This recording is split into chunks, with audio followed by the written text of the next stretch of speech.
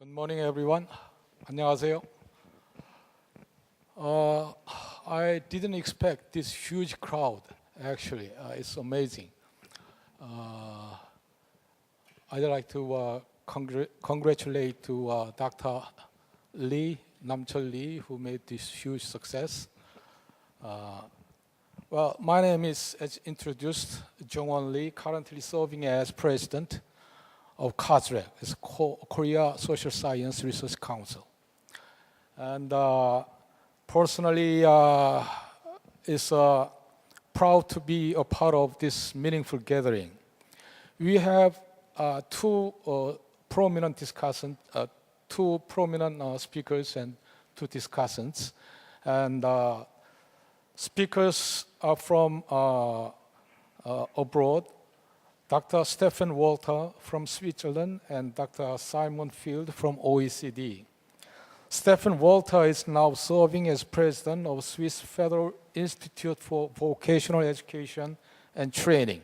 I think it's very similar to CRIVET, Korea Research Institute for Vocational Education and Training Korea, which is, of course, a co-host of this conference. Anyway, Dr. Walter, he got his PhD from University of Bern, Switzerland in 1995, has taught in the same university, served as a visiting scholar at Upjohn Institute, USA, and University of Munich, Germany. Second speaker, Simon Field, is a project leader at OECD. He received Master of Science in Economics from University of London, and then PhD degree in philosophy and social policy from Cambridge University. He served as a civil servant in different government departments, including United Kingdom Department of Education and Skills. He also wrote books such as No More Failures, 10 Steps to Equity in Education, and Learning for Jobs, etc. Would you please welcome two prominent speakers for this session with big hands.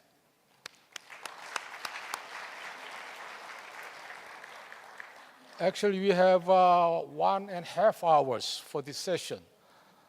It's enough time for two speakers and discussants.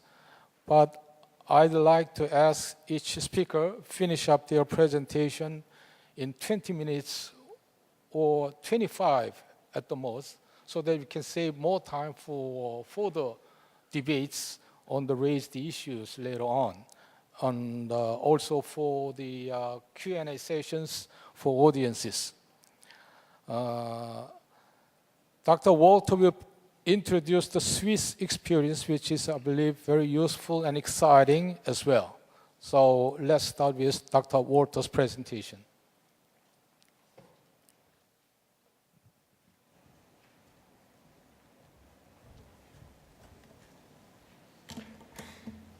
Thank you very much for the kind introduction.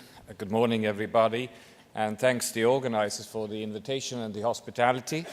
It is a particular pleasure for me to be in Korea. We had the former president of CRIVET in March in Switzerland signing an MOU with SWIVET. So I was looking forward to exchange this visit and to go to Korea. So that's why I'm particularly pleased to be here at this moment. Please forgive me to talk about Switzerland in the next 20 minutes, but it's the country I know best, and I hope that you can also learn from what I try to tell you in the next minutes. I try to use a systemic approach to this question of linking education to the labor market, systemic but in a systematic way. Why will I talk about the Swiss way? One of the reasons why I talk about the Swiss way is probably because we do not only have vocational education and training, we have this particular form of vocational education and training called apprenticeship. Not only in Switzerland, but also in other countries like Germany. You see the two red dots on this slide. which shows the proportion of total unemployment, the most current figures of the OECD, on the one side, and youth unemployment rates on the other side. You see, no country comes close to the proportional line, so it means that in all countries around the world, young people are more affected by unemployment than the total of the population. But there's huge differences among countries in how disproportionate the young are affected. Switzerland comes very close to the proportional line, and also Germany, are two countries with a very extensive apprenticeship training system. You would perhaps wonder why Austria, which also knows the apprenticeship training system, is at the line of a factor 2.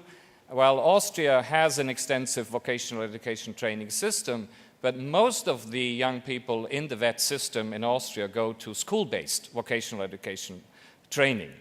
And then you also see that the disproportionate figures do not depend solely on the total unemployment. Of course, you have Spain, which is on an extreme right side on this graph. They have a very huge unemployment in total and a very high youth unemployment also, but they are close to the factor 2.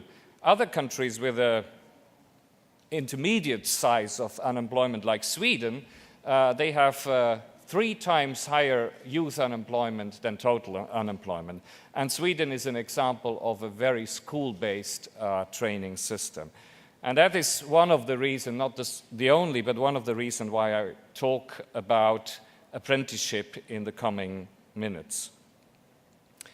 I will not only talk about apprenticeship because I think the success is not only due to apprenticeship.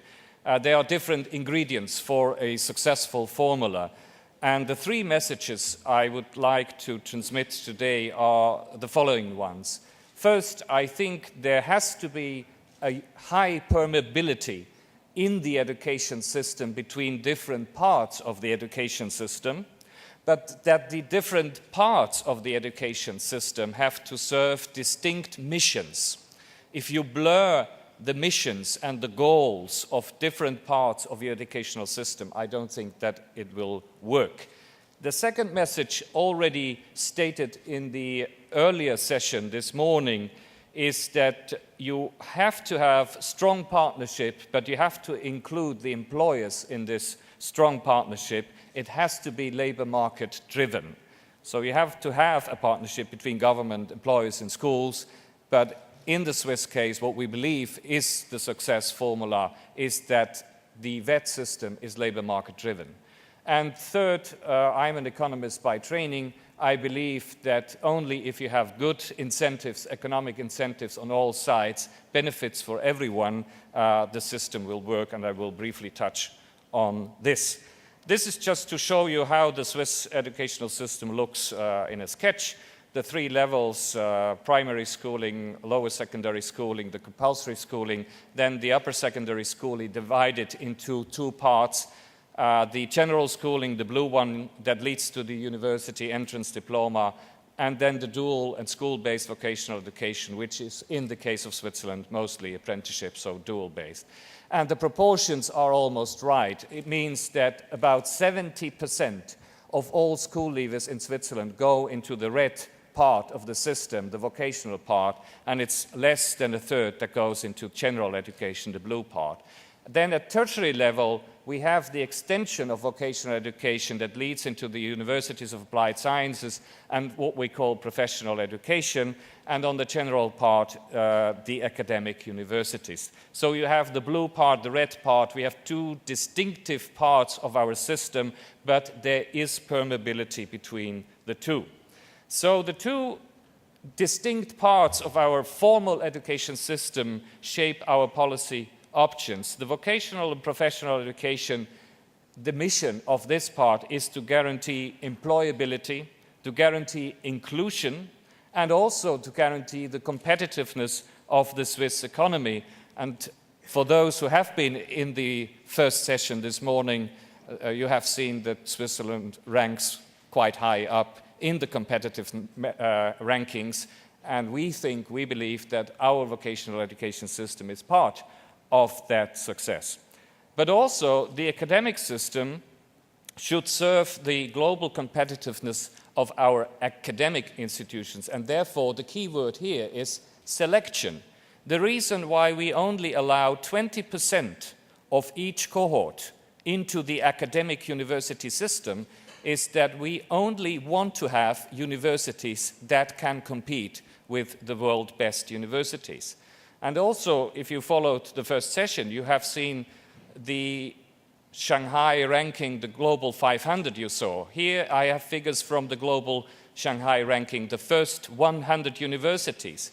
If you look at these figures purely from the perspectives, that's the blue, dark blue bars, from the perspectives of how many institutions rank among the top 100 universities around the world, of course, USA comes first. More than 60 universities out of these 100 are US-American universities.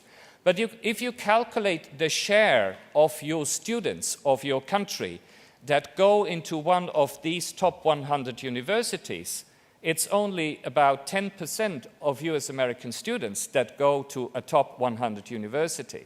In Switzerland, we have only a very tiny share of these world-leading universities, but more than 40% of our students go to one of those universities. If you extend that ranking to the top 200, it is 70% of the Swiss students that go to a top 200 university in the world. And we could not achieve that if we would not limit and restrict the access of Swiss students to universities and serve both the students and the universities as institutions. The strong partnerships, what does it mean, the labor market-driven system? Three things are important.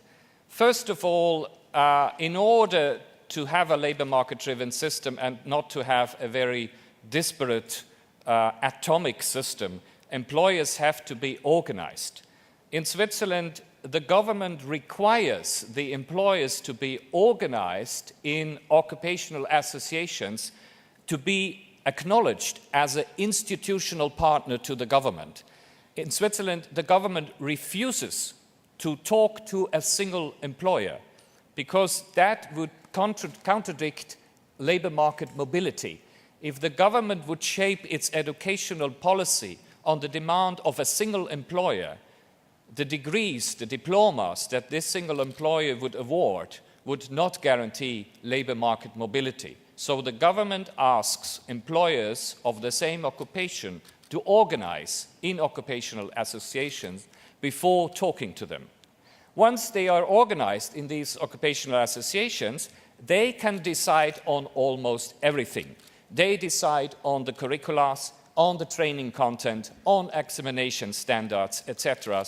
And this guarantees the closeness to the labor market because if the employers have decided on the content, the employers cannot refuse the competencies that they themselves have defined and tested. What's the role of the government then? The government fulfills the role in the schools. It defines and provides the content of general education, and that guarantees lifelong learning. The basic vocational skills in schools, that guarantees a uniformity of skills acquisition and also an efficiency in the provision. And the government awards the educational degree, which is the prerequisite that vocational education can also lead to access to higher education. Some important framework conditions that are necessary that this all works.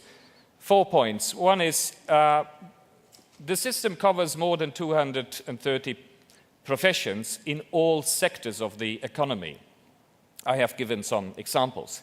This is very important. In most countries, the VAT system only covers parts of your economy, and that makes these systems very not very resistant to business cycles. For example, during the current crisis in the real estate sector in Ireland, because the VAT system in Ireland was primarily focused on occupations in the construction sector, the VAT system collapsed with the real estate sector. So if you have a VAT system that is only or uniquely oriented towards a part of your economy, it's not very shock resistant. You need to reform the curriculum in a constant way so that you adapt rapidly to structural and technological change. We also we end all the apprenticeships with a national certificate recognized by all employers, which is very important for labor market mobility. And there is no work contract, so there is no contract given to apprentices after the apprenticeship training has ended. And this is very important to guarantee labor market flexibility. If employers would be required to keep on their trainees, that would contradict with our principles of having a very high labor market flexibilities. And why are the economic incentives so important? They are important for everyone.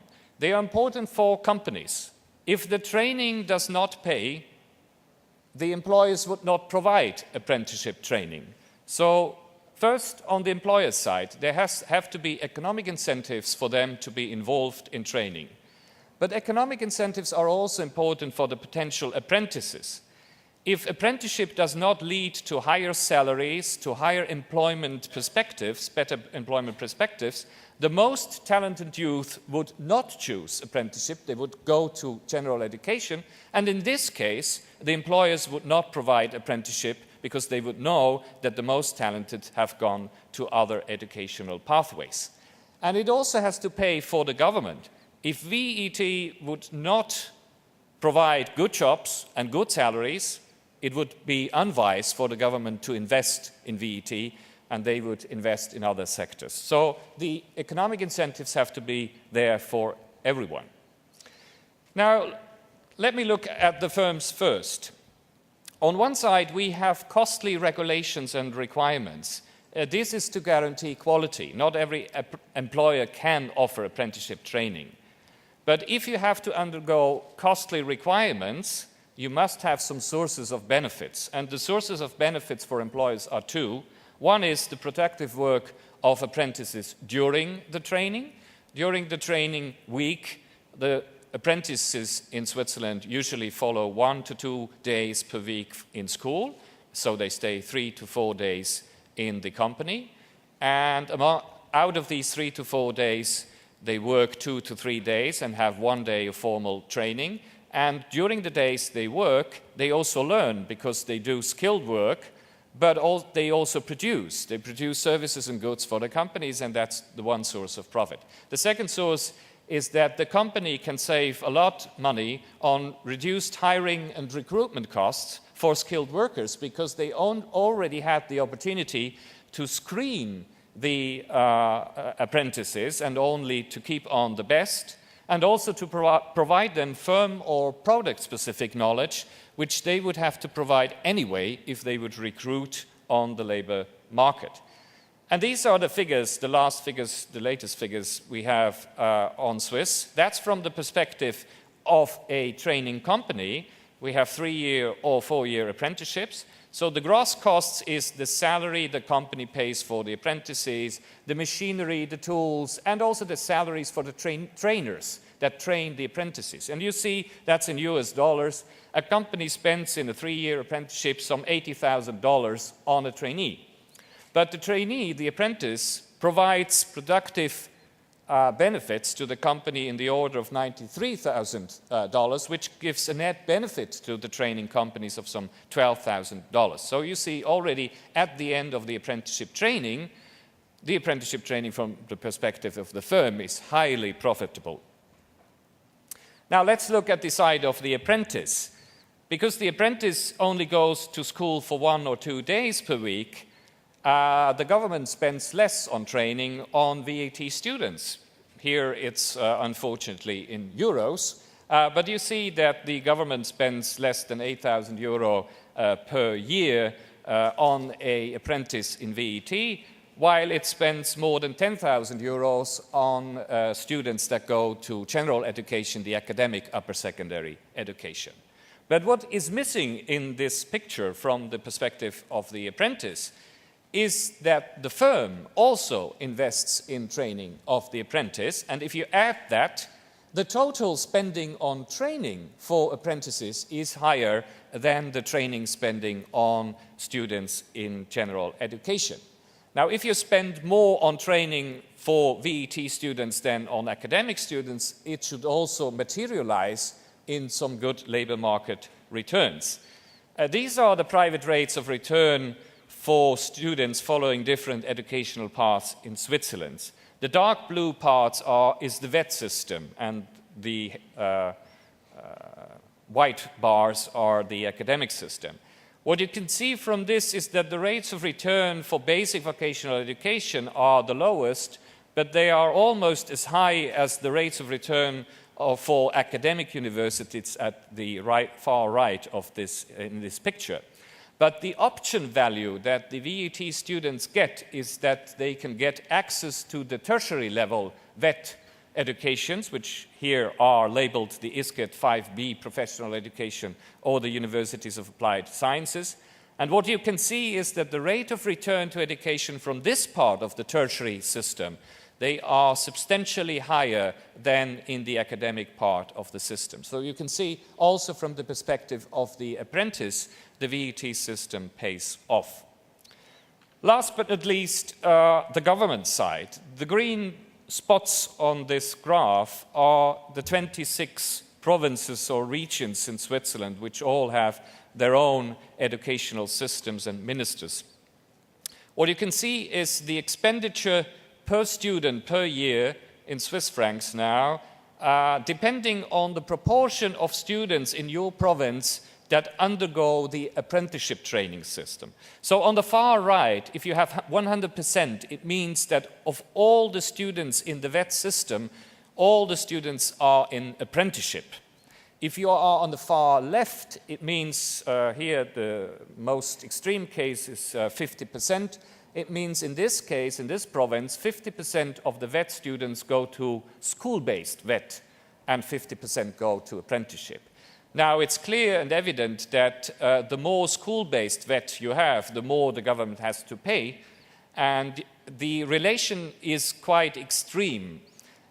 You can read this picture from another angle. It means that if you are a province on the far right of this graph, if 20% of your current training companies would leave apprenticeship and the government would have to train these apprentices in fully school-based vocational education and training, the government spending would go up by 50%. So you can see the leverage that this has on government spending. And in times where many countries in this world have very tight fiscal budgets, the combined training cost sharing of employers and governments might be a solution for many countries that suffer fiscal problems. Let me end with these 5 points, which I think is the formula for a good VET system in Switzerland and might be the formula for other countries as well. It's driven by the economy. If you read scholarly work on apprenticeship training or VET, you very often read that people are thinking that VET might constrain your success in adaptation to structural change, that it could limit your speed of having a structural change. I think that in Switzerland, it's the reverse that is true. VET is a driver of structural change. Why? Because it guarantees the most rapid adoption of new technologies. And I think in this, Korea and Switzerland are very similar. We have very advanced technologies in our industry. Now imagine that schools would need to buy the most recent technology available in the industry on an everyday basis to provide VET students in schools with the most current technology. Even in Korea, even in Switzerland, which are rich countries, we could not pay this. It's only the companies who have the money to provide the cutting-edge technology. So if we have the apprentices working in those companies, they are exposed to the most recent and newest technology, which they would never see in schools. And that's why I think VET is even a driver of structural change in my economy. Very important is that VET leads to an educational degree. This is important to attract talented youth. If it would be a one-way road, if you would not have the possibility to go on at university, it would not attract the most talented. General skills, as was mentioned also in the earlier session, is very important too. But the difference here is that it is contextualized. You learn the basic skills or even the advanced general skills in a problem-oriented setting, and this provides motivation for especially theory-adverse youth who left school, fed up with school, and who need another kind of motivation to go into the difficult principles of mathematics and others. National recognition is very important too. As I said, we don't deal with single employers, and that is very important to guarantee a high degree of mobility of apprentices in the labor market. And as I tried to prove in the minutes that I had, it is very important that everyone in the system, the government, the students, and the employers have good economic incentives to be motivated to be part of this system. Thank you very much for your attention.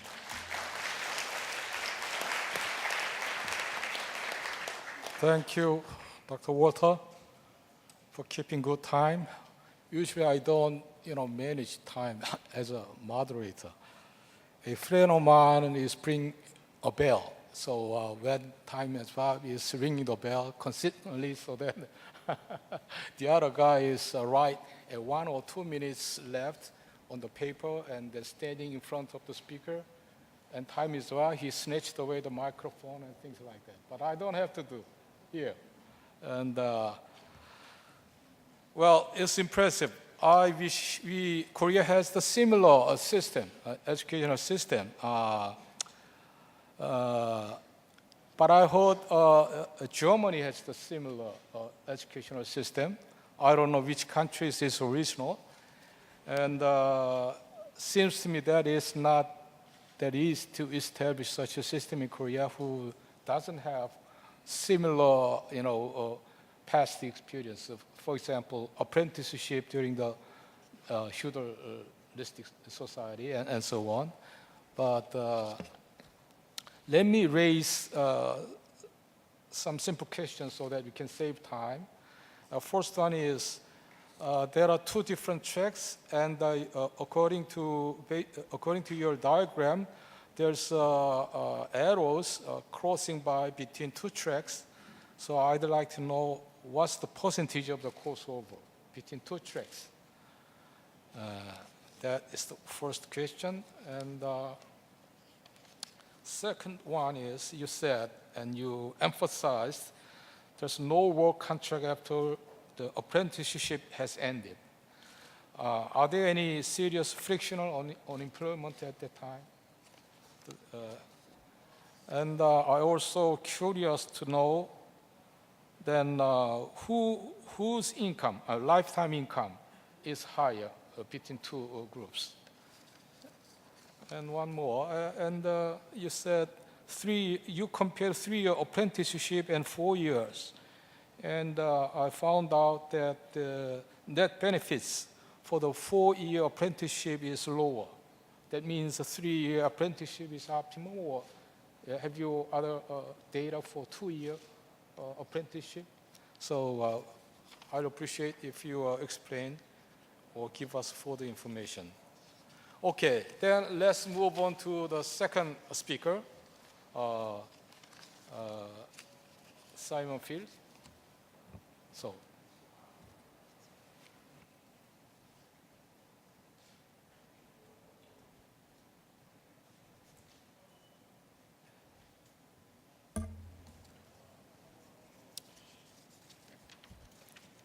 Thank you very much, and I'm very grateful for the opportunity of speaking to you today. I'm very honored to receive the invitation.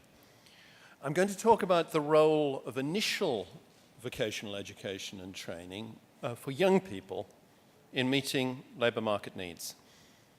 And I'm going to do that by telling you about some of the outcomes of a review which we conducted in the OECD on 16 countries across the world. You've heard a little bit about that already this morning from my colleague Victoria Kish, if you were here in the earlier session.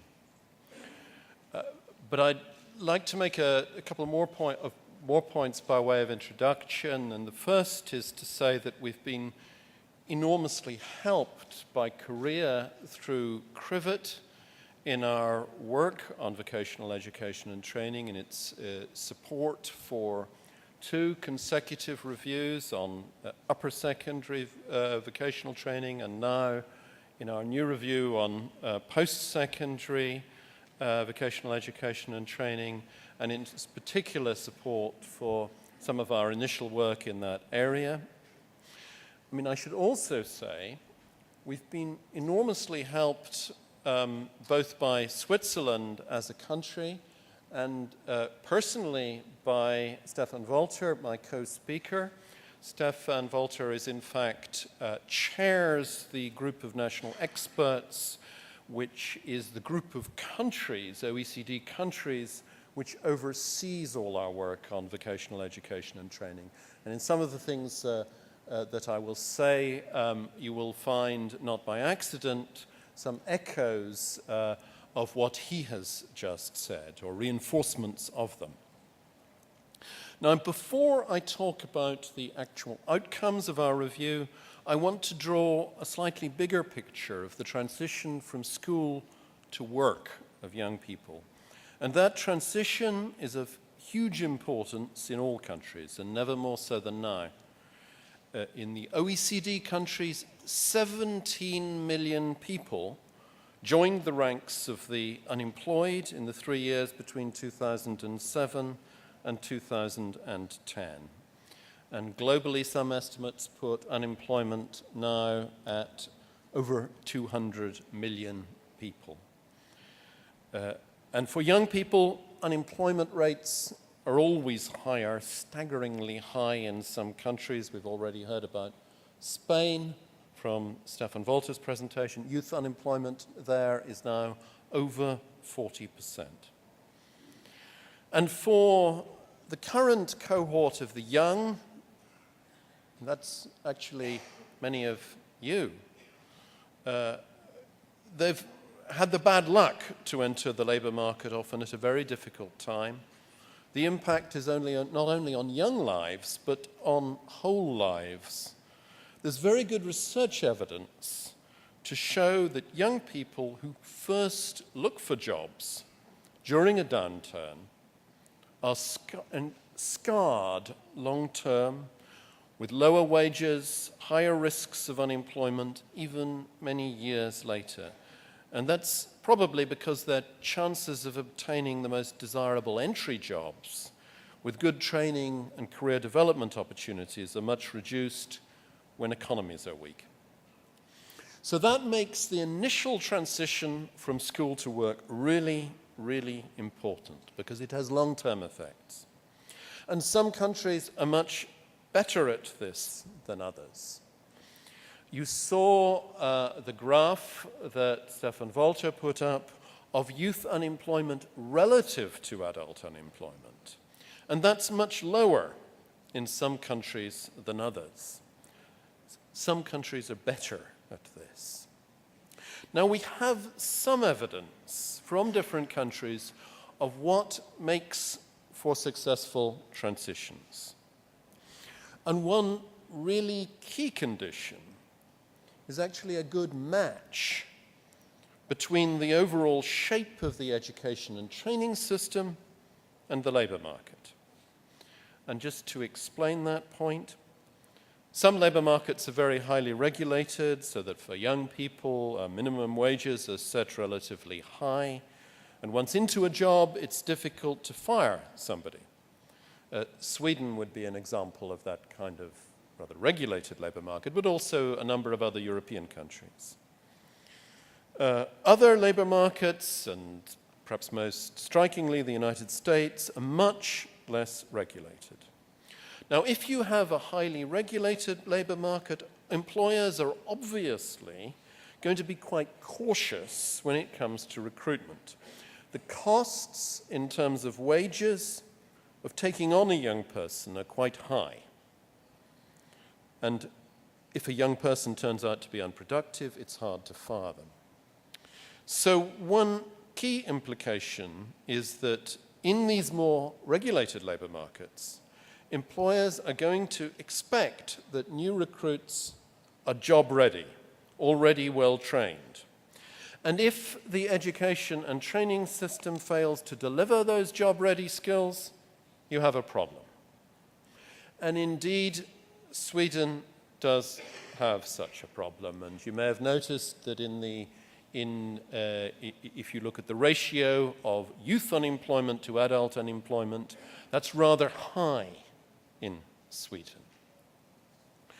Now, in the review of Sweden, which we in the OECD undertook a few years ago, and in fact, Stefan Walter with us was part of the review team, we recommended as a result that Sweden look again at its initial vocational education and training system, which doesn't really make people job ready, and turn it into something that would be a more thoroughgoing system with more workplace learning, and in particular launch an apprenticeship system which hadn't really existed at that time.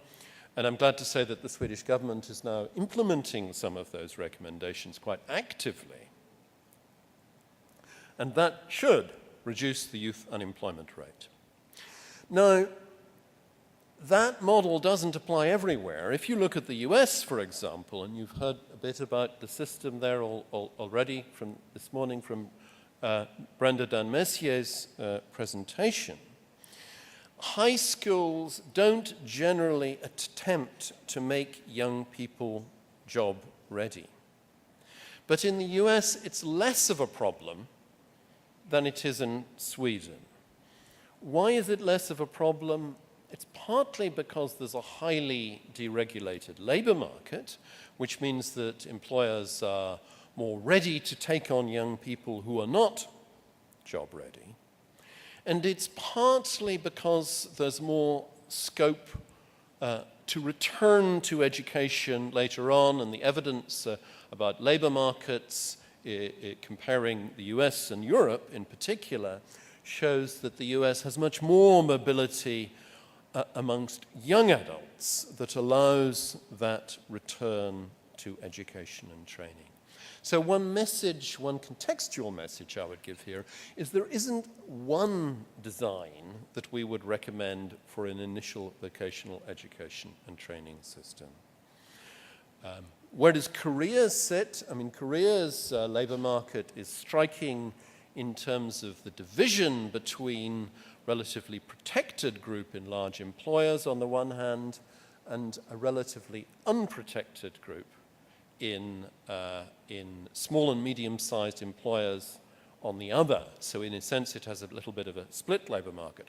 I'm not going to pursue that issue further at the moment, but it raises just a further dimension of complexity in the sort of analysis that one has to make of how to design an initial vocational training system that's suitable to the needs of the labour market.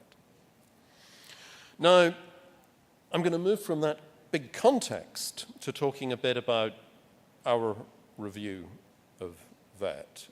We've been to 16 countries and we've seen some very impressive programs, but also many, many challenges. And let me just list some of them. Weak career guidance, often a problem. Nominally vocational courses that don't actually lead to a real job, very common.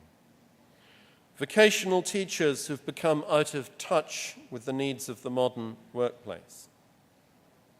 Lack of the up-to-date equipment in vocational schools that are relevant to modern industry.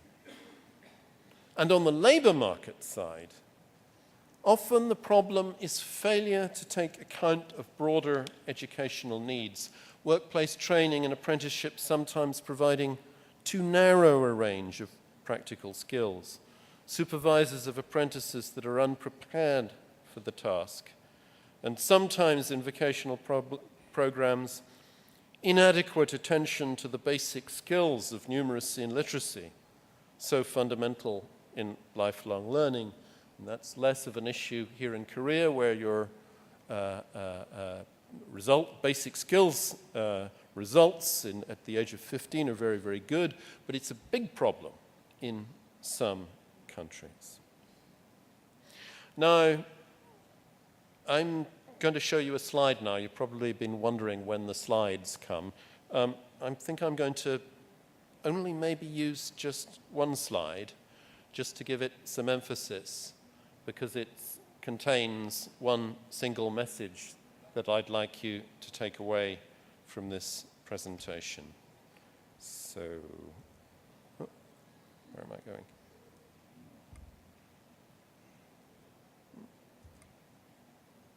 Press next. Okay.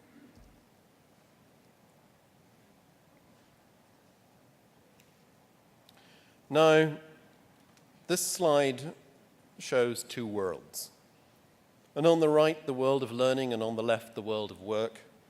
And you can see that these look like two quite different worlds. And learning is often is, abstract, classroom, books, writing, formal curricula, academic exams. And the world of work, on the left there, concrete, fierce bosses, disgruntled customers, profits, layoffs, noisy machines, and filth. And those are stereotypes, I know that, but with a grain of truth and an extremely strong resonance in the cultures of both work and learning. And one of the interesting things we've found in going right around the world, everywhere from Chile to China, is that you find a gulf between these two worlds, almost everywhere. And in fact, this gulf may be at its greatest in the countries of East Asia with the Confucian tradition. There, I think perhaps they're greatest of all. And the policy message in terms of initial vocational education and training that we come up with as a result of all our work is really very simple.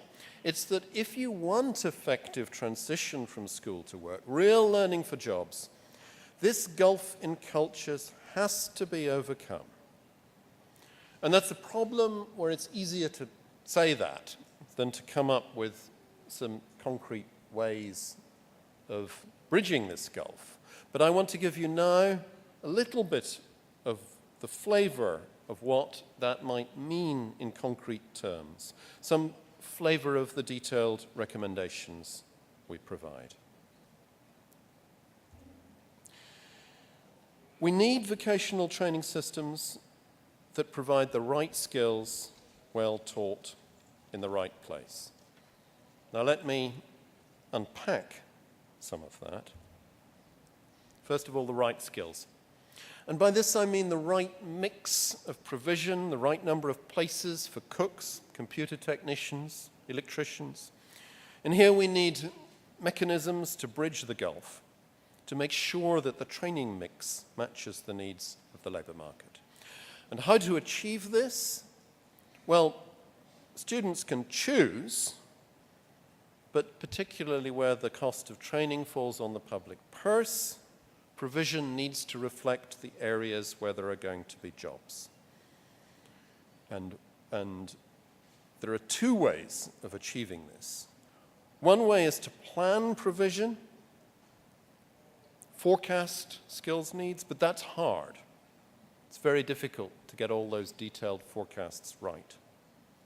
And the second way, which has many advantages, is to tie provision to workplace training, and that automatically links provision to the areas where employers have sufficient interest to provide training opportunities.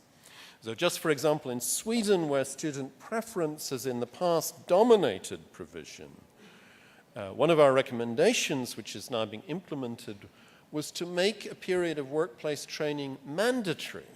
And the reason for that wasn't simply because of the benefits of the workplace learning directly for the students. It's because it forced the provision into those fields where employers were interested. So we need the right skills, and we need those skills to be well taught. That's the second point, the quality of teaching and training and teachers and trainers. The modern workplace is changing very fast. If you look at vehicle repairs, for example, just 10 years ago, mechanics diagnosed a fault in a car by the sound of the engine, the smell, the look. And on a modern car, faults are diagnosed by attaching a computer to the vehicle and running tests which are cross-checked with a website provided by the manufacturer. And yet too often teachers and trainers in vocational training institutions left the workplace many years ago, and too often in those same institutions the machinery used for teaching purposes is out of date. And that's not surprising. It costs a lot of money to mimic the constant updating that takes place in industry. And getting this right means opportunities for workers in industry to work part-time as trainers in schools and colleges.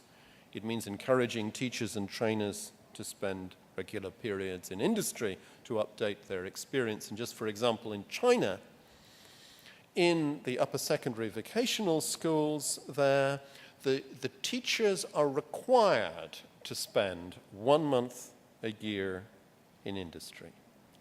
So we need the right skills well taught, and we need that done in the right place.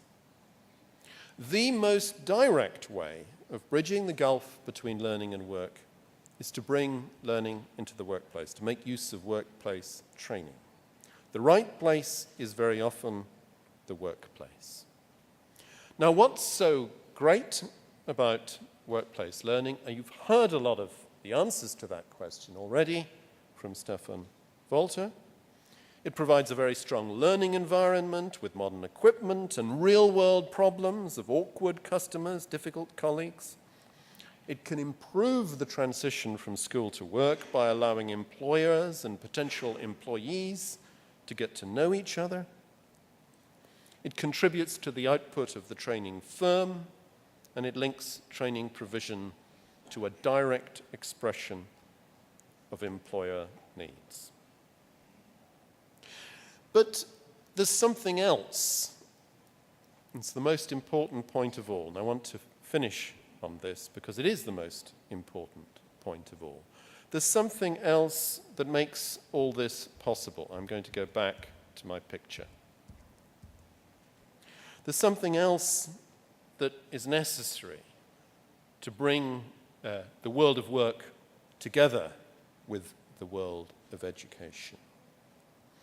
And that's an effective partnership between these two worlds. An effective partnership at all levels, both at central government level and locally between a small employer and a school.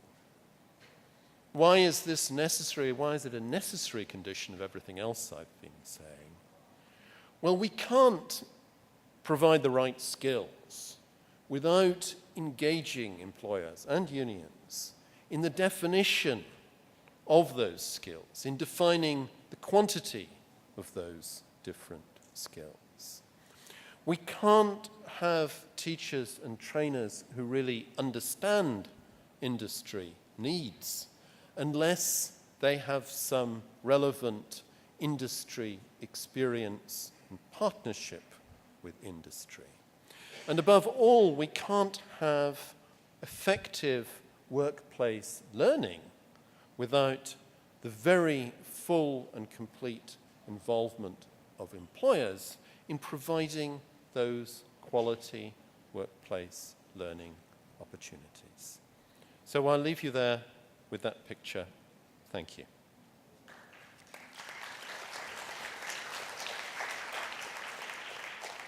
Thank you, Dr. Field. Listening to speakers' presentation, I really feel the difference between the East and West. Their system and their,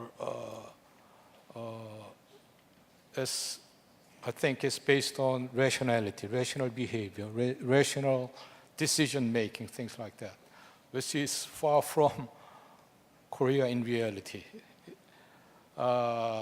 Koreans are open-sided as very energetic and dynamic people, but at the same time we are once in a while unrational, sometimes ideologically and even religiously fervent.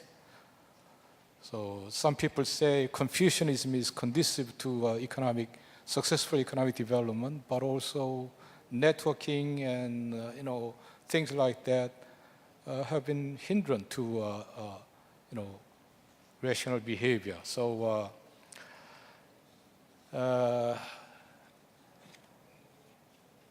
we learned a lot of lessons from two speakers. So now it's time to ask two designated discussants.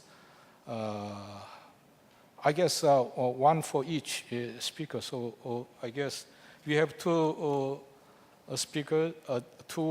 discussants. First speaker is Dr. Charles Hans, who is now serving as director of the Migration and Training Center of the International Organization for Migration. He started his professional career with a PhD in international development from University of Massachusetts. Since then, he has worked mostly in IOM as global head of the Technical Cooperation Division, regional representative for East Asia, and director of IOM MRTC. I found out he wrote several books on migration issues. So would you please welcome first discussant, Dr. Hans.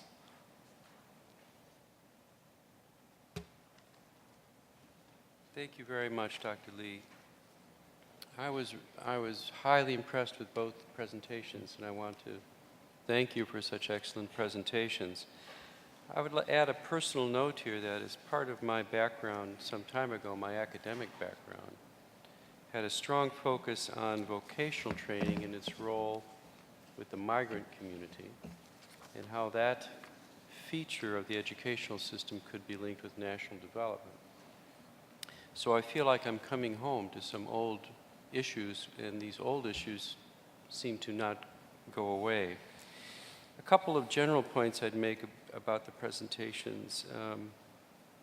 I have always felt, and I felt it was reinforced here by both speakers, that it is the vocational education system that has the best potential or the special potential for innovation towards global competitiveness.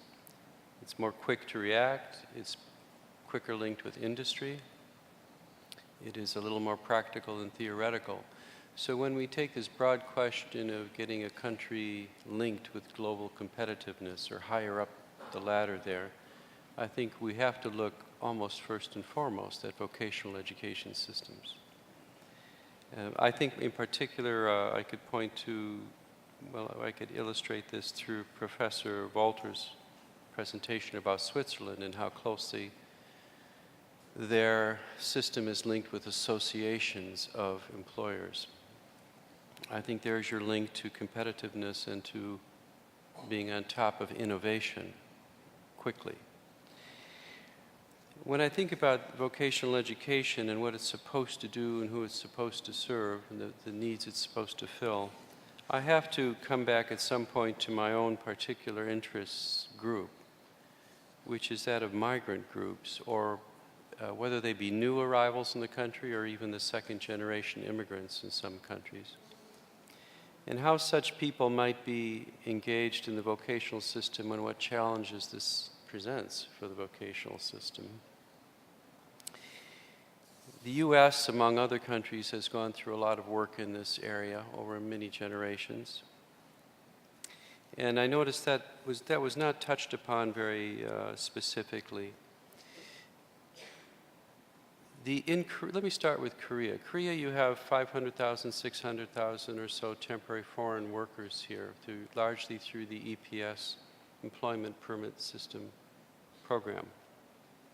There's almost no other immigration.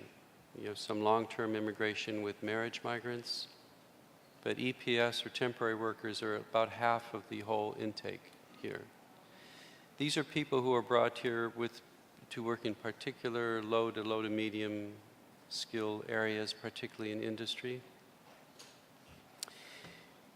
And Korea is, of course, facing the issue of whether or not these people should be made to go home so we can bring in another batch of almost the same people, or whether they should stay in the industry here. It brings up the issue of the potential for vocational-based, employer-based training in Korea to serve that group, and what would have to change or what would have to be adapted to bring these migrants more fully into the workforce. Working in this region, before Korea, working in the East Asia region and then also in Switzerland actually, I began to see some different models of different countries that approach that. Korea does not really approach it very much because, again, you're rather new at immigration and you don't have a strong permanent integration group to also push the question on the table. There's a real issue here of providing the correct kind of training for people who have difficulty with the language, whether or not basic language training can be integrated into vocational training that is made practical and integrated with the work you're doing. There's an interesting point there for vocational training which comes from the field of linguistics, which says that if you're an adult learning a new language, and you're an adult with family obligations and work obligations, you're very unlikely to succeed if you must drop your life, take time off, and learn the language. You're more likely to succeed if the language is taught to you within the context of your work. First of all, the language is immediately practical, and second, it is not so much disturbing your life and asking you to stop your life to learn the language. That was a lesson in part from US experience in limited English proficient people trying to gain access to vocational and other training. So the real question comes here, can we, in situations where you have non-native speakers of the language in the vocational workplace, in industry, can we successfully integrate some language training within the vocational training? Whose responsibility is it? Is it the employer's responsibility or the state's responsibility, or perhaps more towards the Swiss model where the state is supporting or enabling the employers who have a direct contribution role themselves? If it's not done, what is the cost? Are you cycling people in and out of the country, never learning the skills they need, and in Korea's case, never taking advantage of the 3 to 5 years of experience of these people as their potential to actually enter into Korea permanently after those 5 years, just getting rid of them afterwards? What if they had language and job skills after 5 years? Would you want to retain them here because you have demographic and skills problems which will extend far into the future here? There are some models of this around the world, some not very well named. Vocational, English is a second language. Why not vocational Korea as a second language? Bilingual vocational training was a term in the US, which simply meant putting language right in the vocational training curriculum in the workplace. There's another related issue that I think about in vocational training, which is the certification issue. I was really struck by the Swiss example that you get a certificate which makes you mobile within the broad workplace. It is really, if I understood correctly, Dr. Volter, it's really a useful certificate recognized among the profession. It's probably recognized throughout Europe or other parts of Europe through some features of reciprocity. This is the other feature for vocational training and non-Koreans, which is the cross-certification or the verification of certification of migrants before they come here. the acceptance of their training or checking the validity of their training. And I don't want to get too far off the path here, but I will say this is done in other contexts. In other countries which take in many migrants into industry, arrive as industrial workers, such as Canada, maximize these technical skills of the migrants who are here. It would be interesting to see among the 500,000 or 600,000 migrants here, which ones are working below their skill level. I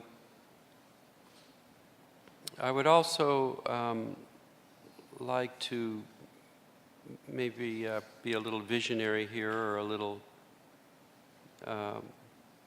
predict a little bit for Korea in terms of vocational training and industrial related training. And right now you have only really industrial workers as migrant workers, but very soon I believe Korea is going to have a very strong service sector intake of migrant workers.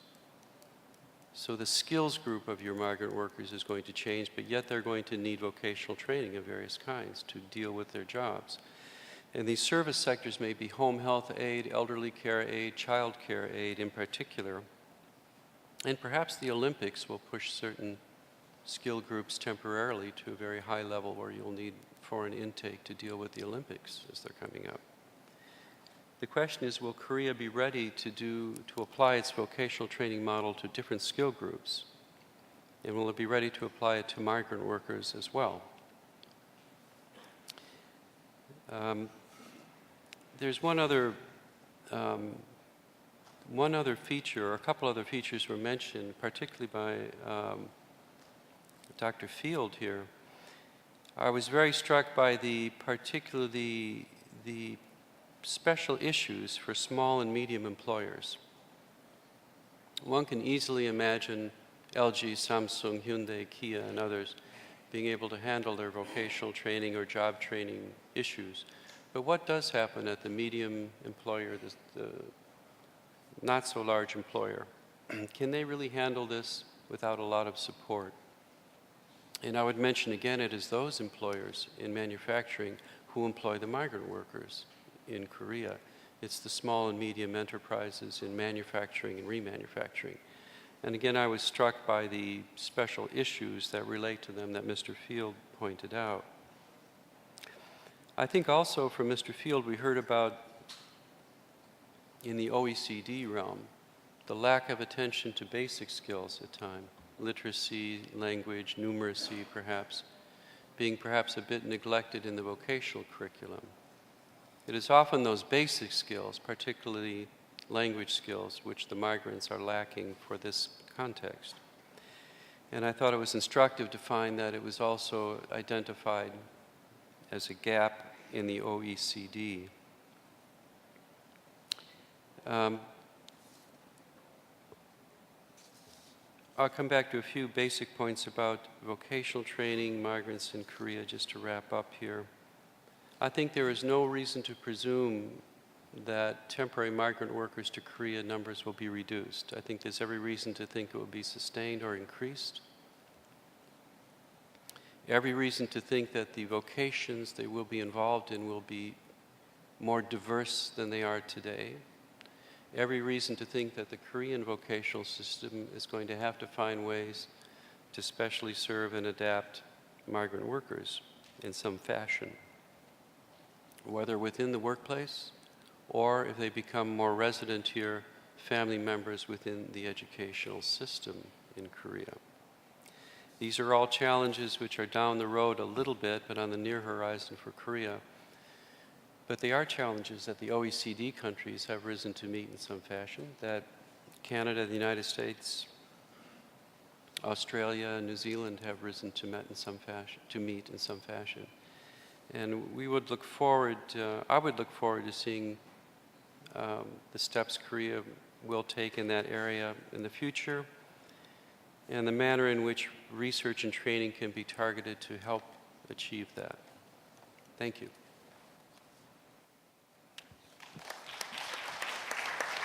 Thank you, Dr. Hans. I appreciate your comments. You made comments on both papers. And well, he raised questions about the responsibility problem and cost problem and how to maximize technical skills. And to Korea, he emphasized that so far Korea put on emphasis only industrial workers training problem, not for the service sector. It's a very excellent point you made. And also small and medium,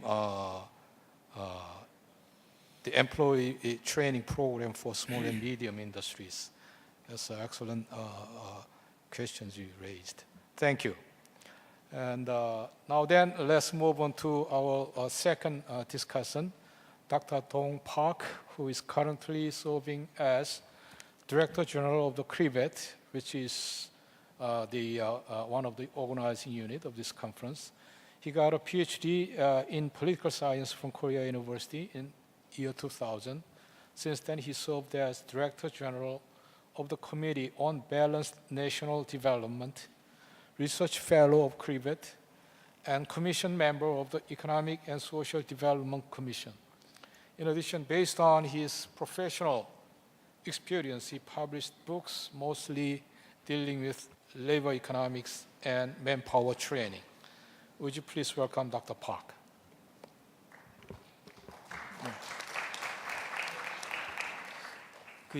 저는 영어로 말씀드리기가 좀 그렇고요. 아침에 이 원고를 받아서 좀 우리말로 하겠습니다. 그래서 여기 계신 분들이 대부분 한국인 분들이니까 외국인 분들이죠. 좀 끼었으면 좋겠습니다. 저는 사이먼 필드의 발표에 대해서 코멘트를 좀 드리겠습니다. 주요 내용은 학교와 현장을 어떻게 연결할 것이냐, 굿 매치 문제에 대해서 이야기를 쭉 하신 것 같아요. 그래서 크게 세 측면에서 이제 말씀을 하셨는데, 첫 번째는 라이트 스킬과 관련된 건데요. 근데 지금 현장 훈련을 통해 가지고 학생의 선호와 산업체 수요를 조율하는 것이 좋겠다, 이렇게 말씀하셨는데, 우리나라 사례를 보면 지금 현장 훈련이 매우 부족한 실정입니다. 그러니까 그 결과 이제 두 방향에서 미스매치가 지금 발생하고 있는데, 예를 들면은 전통 산업 부분의 경우에 저임금 등의 이유로 지금 학생들이 지금 취업을 꺼려하고 있죠. 그래서 결국은 이쪽에서도 많은 미스매치 문제가 발생하고 있고요. 반면에 새로운 정보통신 혁명으로 인해 가지고 산업 구조가 크게 변화하면서 이 분야에서도 숙련 기술 인력이 지금 절대 부족한 현상이 발생하고 있습니다. 그럼에도 불구하고 학생들은 또 그런 숙련 기술을 취득하는데 좀 굉장히 소극적인데요. 이런 미스매치 결과 지금 한국의 지금 고등교육 졸업자들의 실업률이 지금 금년 2011년 기준으로 지금 40%가 넘습니다.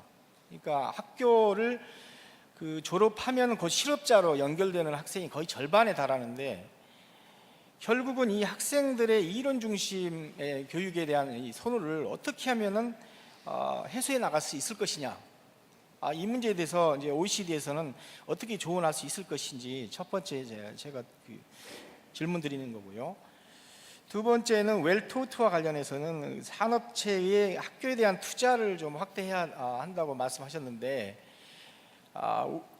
이것도 사실 구체적으로 실행 가능한 방안이 무엇인지에 대해서 좀 구체적으로 좀 말씀해 주셨으면 좋겠어요. 왜냐하면은 우리의 경험을 보면 산업체가 산학 간의 협력에 있어서 굉장히 소극적이고 투자를 할 수 있는 환경이 전혀 아닌 게 우리 현실입니다. 오히려 산업체들이 대학이나 정부로부터 지원을 오히려 받으려고 하는 것이 일반적인 현상인데, 과연 이걸 어떻게 준비를 잘 해나갈 수 있을 것인지.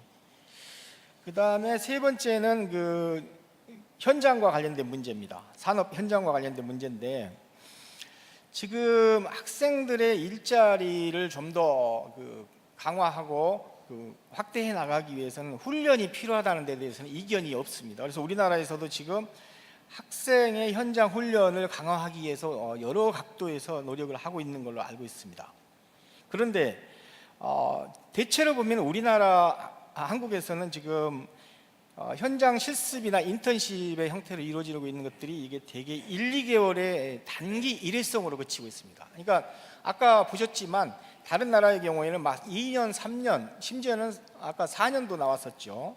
그런 교육을 하고 있는데 이거를 스웨덴이나 독일, 뭐 미국 이런 나라들의 그 방식으로 아까 발표하신 자료 중에 있었는데 다른 분의 발표에 그렇게 장기간의 그런 현장 실습으로 바꿨을 때 과연 이게 우리나라 같은 한국에서 이게 실행 가능할 것인지 뭐 이런 그 의문이 좀 들고요. 특히 거기서 말씀하셨지만 불황기에는 고용이 또 줄어들고 있지 않습니까? 그리고 산업체들도 투자를 꺼려하고 있고 결국 이런 불황기에 그러면 어떤 인센티브를 줘야 산업체들이 이런 학생들의 현장 훈련에 대해서 보다 더 적극적으로 나설 수 있을 것인지 그 문제에 대해서 좀 답변을 좀 해주시기 바랍니다.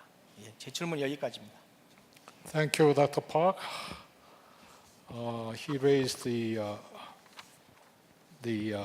problems facing Korea.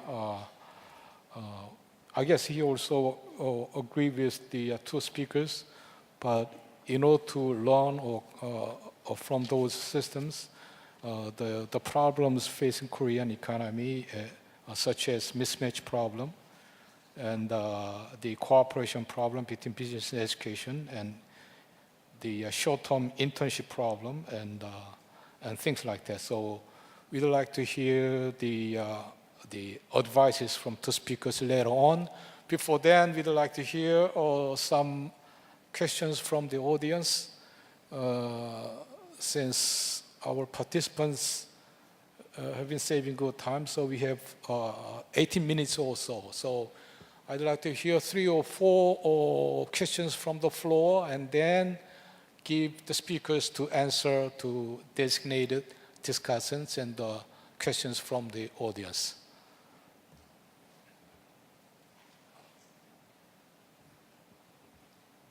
Yes, sir.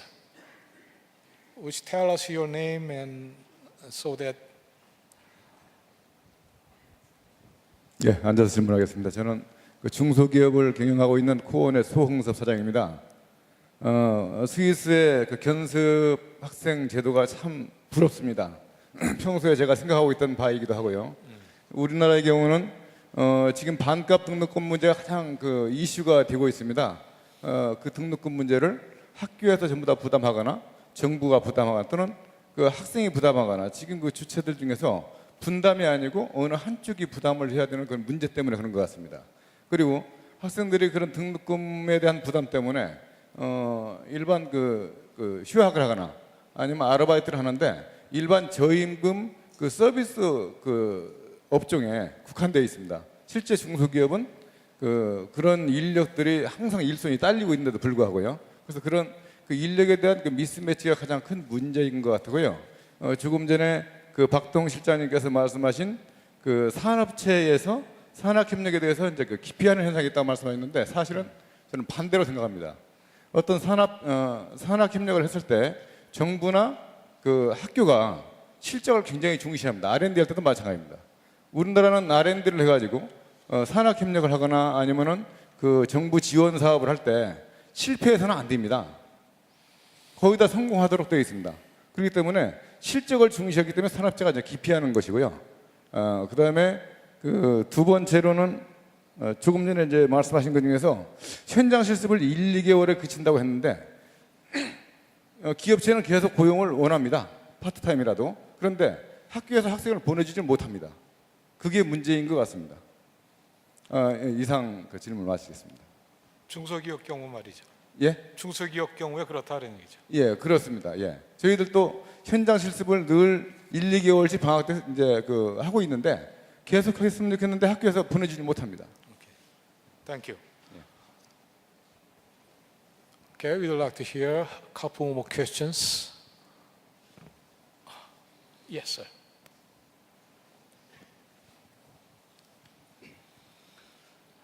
I am retired as a university president 2 years ago, but now I am working as a research consultant for Cooperative. But I got one question, just one question to the Switzerland representatives. Your presentation was so impressed to me, but every country's vocational education system are needed to supply the qualified workers, to meet the more qualified workers. But in Korea, so judging from my experiences, it's the earlier stage of economic development, our vocational education system was so successful to supply the manpower. But the later on, so not anymore. So because so that's the 30 years, so by political decision, so general education and the university education expanded by political decision. Why? So every presidential election is a candidate promise to establish the university and the general high school at the local areas. So earlier stage, so vocational educational system and total education system is operating well. But now, it's to not meet the labor market demand, our educational system. It means that so we need to certify, intensify the vocational education to supply more well-qualified workers. But so nowadays, 30 years later, so university has expanded, and finally we made a high rate of unemployment of the college graduate, university graduate. So I am asking about your educational system, how to design the total educational system, including the vocational education, successfully, operate successfully your system well. So in our country, most of people want to send their children to the university to general education. So depending upon this kind of public people's demand, the political regimes established more general high schools, expanded the university education. So finally, we are failed in the supply the qualified manpower to the labor market. So I'm asking about you, how to successfully design your total educational system and operate your educational system, including the vocational education. So in our country, vocational education has a disadvantage in sense of lifelong income, in sense of the social status of jobs like that. So what's your experience in your countries? Okay. Thank you. Thank you. Since we used up additional time from floor, so now I'd like to ask two speakers to answer some of the questions raised. Let's start with Dr. Walter.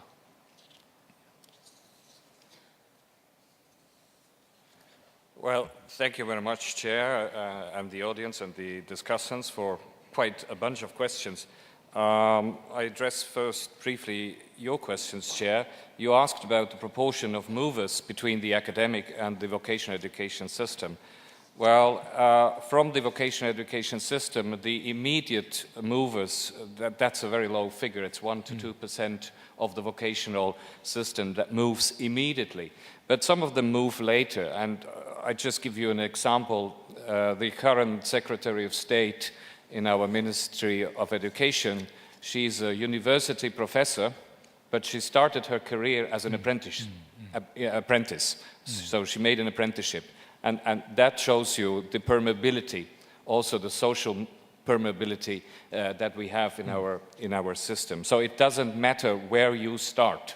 You can end up anywhere in our system. And that's important to attract the talented young people to the vocational education system. There is more movement now from the academic system at the upper secondary level that continue studies in the vocational system in the universities of applied science. At the moment, it's about 15% of students with a general baccalaureate that decide not to go to academic universities but to go to applied sciences because they see better job chances or also study programs that match better their wishes and goals. The frictions after the apprenticeship training ends, there are frictions everywhere, but the frictions are quite small because quite a big proportion of apprentices changes employers after apprenticeship. In the Swiss case, it is two-thirds of the apprentices change their employer after apprenticeship. This shows not only the flexibility of our labor market, it also shows that with that we can get around the problem that economists would call the problem of lemons. If only a few apprentices would leave their employers after apprenticeship, they would have difficulties finding a new employer because the new employer would think that these are the less talented that were left away. But if the majority of apprentices moves from one company to the other after the apprenticeship, you don't have this problem. The lifetime income is a little bit lower for people who stop after apprenticeship training. But if you go on to tertiary level education in the vocational education training field, the lifetime income of all options you have are pretty much the same. It's pretty much the same over the lifetime. It's not the same in every decade of your life. People with vocational education tertiary degrees start usually with higher salaries in their 30s and 40s. People with an academic education, they get over these salaries in their late 50s. So at the end of the career, academics earn a little bit less, but over the lifetime, it's the same. On the returns to 3-year and 4-year apprenticeships and about the 2-year apprenticeship existed for quite some time, but it was only about 1 or 2% of the apprenticeships. We abolished this. So the minimum now is 3 years, so we have 3 or 4 years. And why is the 4-year less profitable for employers? Because the professions, the occupations in the 4-year apprenticeships, they are more or less concentrated among technical fields. And in technical fields, the employers can train their apprentices in very product-specific skills. And that means that at the end of the apprenticeship, they don't have to fear that a lot of their apprentices move away, and they still can cash in a rent on their apprentices because they don't go away because they have learned skills that they cannot easily apply in another field. And also, if they would hire people on the labor market, they would have huge training costs to train them the skills especially needed in their company. And we have made some research quite recently on this. The questions in the audience, just a couple of remarks. It's very, very interesting to link that to the topic of tuition fees. With restricting our access to academic institutions, we also have managed to have enough money to pay for that kind of world-class academic education. So in Switzerland, you only pay a symbolic tuition fee. You pay about $700 per semester to go to a world-class university. Compare that with tuition fees you would pay for a US American university or here in Korea. But we can only have that system as long as we have that proportions of students going into vet and students going into the academic education. And I come back to that because it relates to the last question. Just on the no tolerance for failure, yes, this is a specific aspect of the VET system when it's workplace-based. In the apprenticeship training, the employer first makes an investment in the apprentice and hopes that later on, through its work, the apprentice pays back this investment. So there is a lesser tolerance for failure because if the apprentice would fail, the employer would not have this payback. So what you see, we made also research on this, is that because of this risk of failure, employers are also prepared to invest more into training for failing apprentices. When they see that they have weak apprentices, they invest considerable amounts of more training into these apprentices because they want to reduce the risk of failure.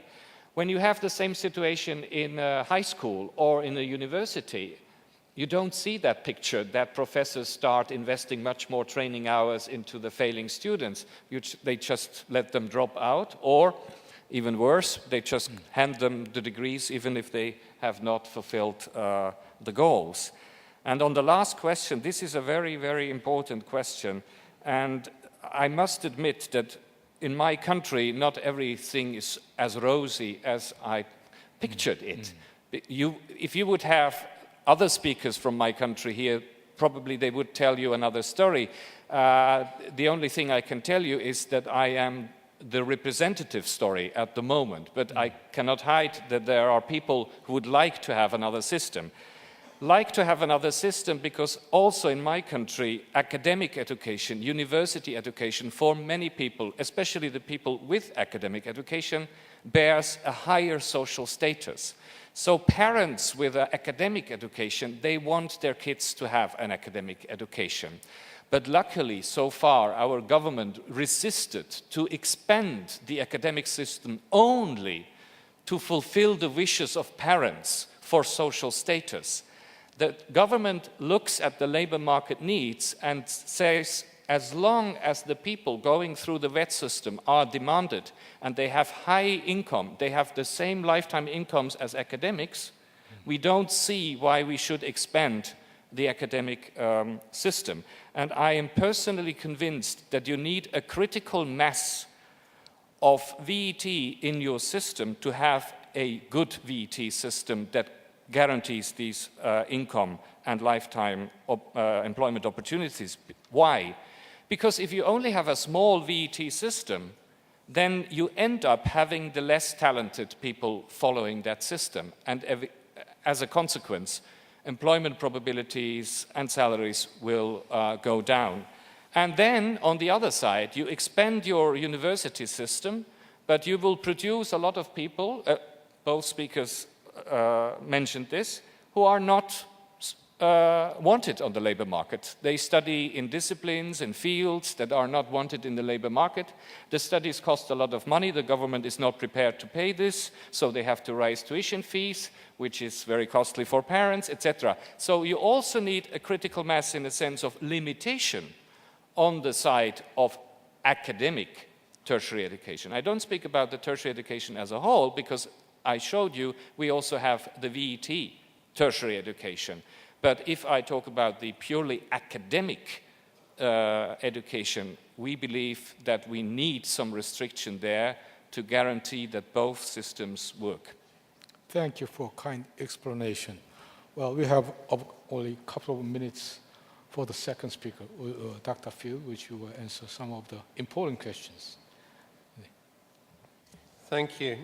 There were some different points from the audience about how one might encourage workplace training, in particular in Korea. And I mean, I think the lessons that we've seen from different countries is that there's a number of answers to this. It's certainly not true that overnight you can just change the culture and establish good quality workplace training where nothing existed beforehand. I mean, some countries try financial incentives, and there's some evidence to show that they have some effect, but the evidence also suggests that those effects are relatively modest. The evidence also seems to suggest that one of the key things is building up the capacity of enterprises to use trainees effectively. And it does actually require quite a lot of skill to manage trainees. And Stefan Walter showed you some numbers about the returns from having trainees. And one is the return from their productivity. And that means having the capacity to manage an untrained or partially trained worker who's nevertheless doing productive work in perhaps an area which may be quite critical, using an expensive machine, dealing with an important client. And that requires quite a lot of management skill, in particular risk management. And one of the ways in which that occurs rather automatically somewhere in like Switzerland is that many of the people providing that management have themselves been through the experience of being apprentices. They've seen it done from the other side, so it's in their bloodstream, as it were. But nevertheless, there are experiences in different countries of building up apprenticeship systems quite successfully. In Norway, it's quite a good example of a country where there was very little in the way of apprenticeship training, and it was built up from nothing with a lot of government support, actually quite a bit of money, to be frank, also. But there's others as well. I mean, one of the factors is simply providing the capacity to provide the support, particularly to small businesses, when they're using trainees, apprentices, interns, and helping them to do that well, so that they can reap the benefits themselves as enterprises, and so that they can provide a good learning environment for the apprentices and trainees. Group training organizations of different descriptions in different countries help in that. In other words, local organizations that provide support for small enterprises that are looking after trainees and apprentices. And a broader point here that's been raised really about how you shift a country that has perhaps not used, has not been used to a system of vocational education and training that fully engages employers and involves extensive workplace training. How do you get there? It may seem like a huge barrier. I mean, I think one answer is you don't just focus on one thing. If you just try and say, we'll import the German model of dual training, it usually, experience has shown that in isolation, it doesn't work. What you need to do is to press on a number of different interconnected policy levers. You need to build up employer ownership, engage employers in the system, provide the stronger workplace training, increase the quality of the programs and the visible quality of the programs, enhance the career guidance, think through the ways in which you want to make sure that your teachers and trainers have relevant industry experience. And the end result of that whole process is that you end up with less adverse selection into vocational programs, less of a problem where students are just going in, I flunked my exams, so it's the vocational program for me, which is a problem in many countries, and more of I want to go into this because I think it will be a good quality program that will grant me a good career. And that in turn then supports the system, enhances the status of the system, further enhances employer engagement, further enhances the willingness of employers to take on some of these young people as trainees. Thank you. Thank you. So it's about time to wrap up this session, but I'd like to make a short final comment. And traditionally, formation of capital has been considered as the single most important factor for economic growth. But this kind of perception obviously neglects the role of labor or human capital. I firmly believe that capitalism could evolve successfully in the Western world thanks to human capital that was accumulated through very efficient private training system, apprenticeship. There was no such system in the Orient. And many people say that Korea has achieved rapid economic success through government, strong government-led economic development plan. But truth is that Korea's strategy is not unique or new. Almost every developing countries employ the similar strategies. But many people do not know the key factor hidden in the successful Korean development experience lies at the role of capital formation, human capital. So the essence of the knowledge and information society, or the human capital-oriented society, lies at the development of human capital through investments in education, training, and R&D. In particular, expansion and improvement of public education and training will increase the portion distributed to laborers and thus improve social equity. In the end, a knowledge and information society will create a win-win society and thereby enhance equity and efficiency through improving the laborer's position. Well, thank you for your attention, and please join me thanking our prominent speakers and wonderful discussants. Thank you. 네, 수고해주신 이종원 회장님과 소중한 강연을 해주신 연사 토론자분들께 다시 한번 감사드립니다.